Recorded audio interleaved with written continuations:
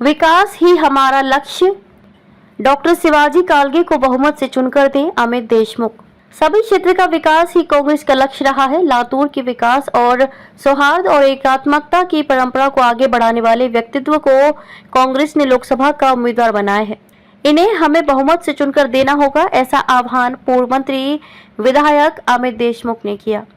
वहीं लातूर लोकसभा कांग्रेस के उम्मीदवार डॉक्टर शिवाजी कालगे के प्रचार के लिए जमात इस्लामी हिंद के कार्यालय को उन्होंने भेंट दिया।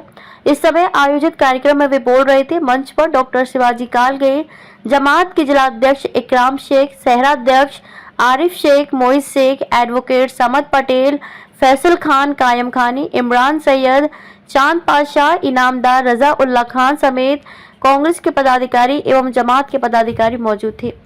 आगे विधायक देशमुख ने कहा, कुछ लोगों का अब की बार संविधान पर वार की नीति शुरू है, इसे हम सब ने मिलकर रोकना होगा। संविधान की रक्षा करना हम सब का कर्तव्य है।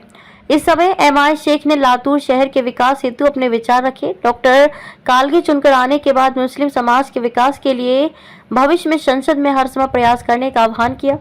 इस समय जमात इस्लामी हिंद के पदाधिकारियों और मानवर नेताओं के बीच विविध विषयों पर सुसंवाद हुआ। इस बैठक में जमात इस्लामी के सभी सदस्य, जमात इस्लामी के विद्यार्थी संगठन एसआईओ के सभी सदस्य, यूथ विंग के सभी सदस्य तथा महिला विभाग के सदस्य भी मौजूद थे। बैठक की प्रस्तावना एमआई शेख जी ने की और समारोह इकराम शेख ने किया। लातूर से संपादक सालार शेख के साथ संवाददाता नवाब नासर की ये रिपोर्ट। जमात इस्लामी हिंद के कार्यालय पे जो बैठक हुई उसके बारे में क्या कहेंगे? जमात इस्लामी हिंद ने आज भारत देश में जो चुनाव होने जा रहा है उसके मद्देनजर एक चर्चा रखी और देश के जो हालात हैं इस विषय पर चर्चा हुई। लोगों ने अपनी बातें रखी, हमने उनको सुना, हमने हमारी बात रखी और हम सभी ने ऐसा तय किया कि जो हालात देश के हैं ये हालात बदलना अब जरूरी हो गया है। इसमें संविधान खतरे में है, आम आदमी खतरे में है, महंगाई बढ़ गई है, किसान के फसलों को दाम नहीं है, नौजवानों को नौकरियां नहीं है, महिलाएं सुरक्षित नहीं है और ऐसे कई मुद्दों पर चर्चा हुई। जमात इस्लामी हिंद ने और एसआईओ जो स्टूडेंट्स इस्लामिक ऑर्गेनाइजेशन है, इन्होंने भी कुछ रिसर्च करके कुछ मुद्दे उठाए हैं, जैसे स्टूडेंट सेफ्टी,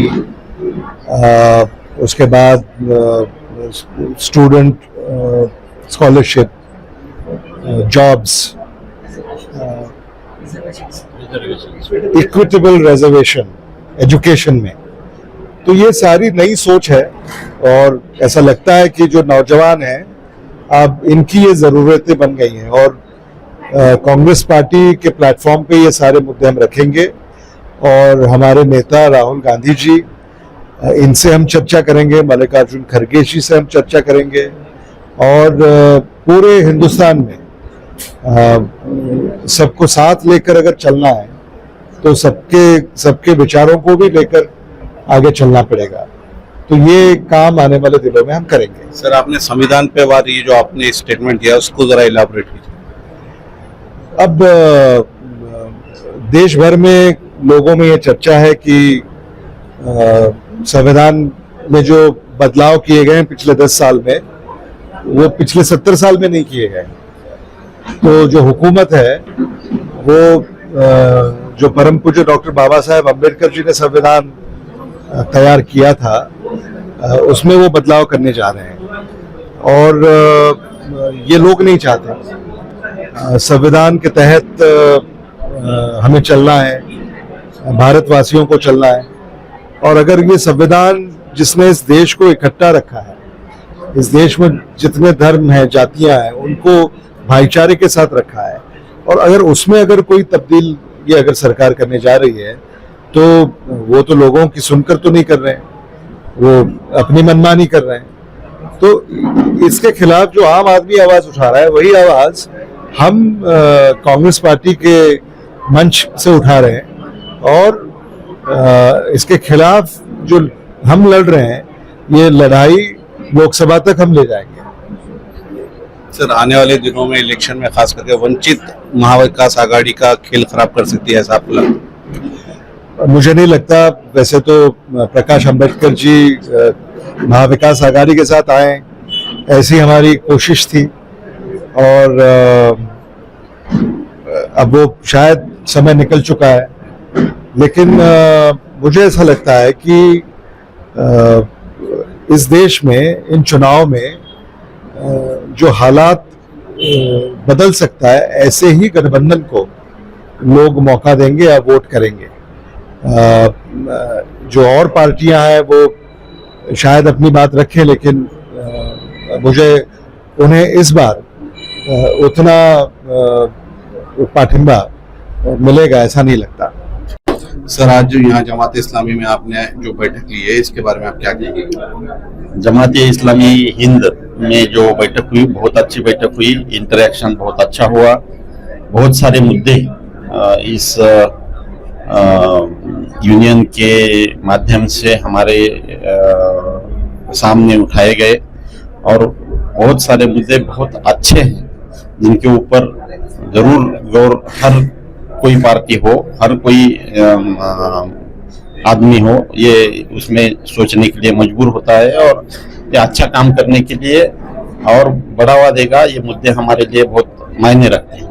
सर, अल्पसंख्यक समाज ने जो अलग अलग मुद्दे और अपनी मांगे आपके सामने रखी है, तो अल्पसंख्यक समाज के विकास के लिए, उनकी बढ़ोतरी के लिए आपके पास क्या आंकड़ा है, छोड़ के मैं जरा बताइए।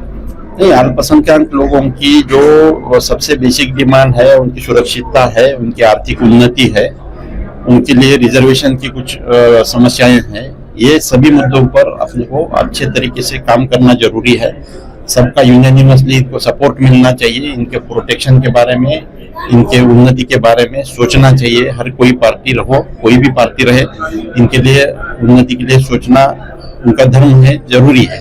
दर्शकों को आप क्या आखिरी में संदेश देंगे, आह्वान करेंगे? मैं एक उम्मीदवार हूँ, इस बहाने आपके सामने आने का मौका मिल रहा है, तो मैं जरूर आपका बहुमूल्य वोट आप हमारे आशीर्वाद के रूप में हमारे पीछे खड़ा करें, और एक अच्छा सोच हम आगे के लिए रखते हैं, और पूरे सभी जाति धर्मों के लिए हम अच्छा काम करेंगे, ऐसा हम इस बहाने आपको बोलना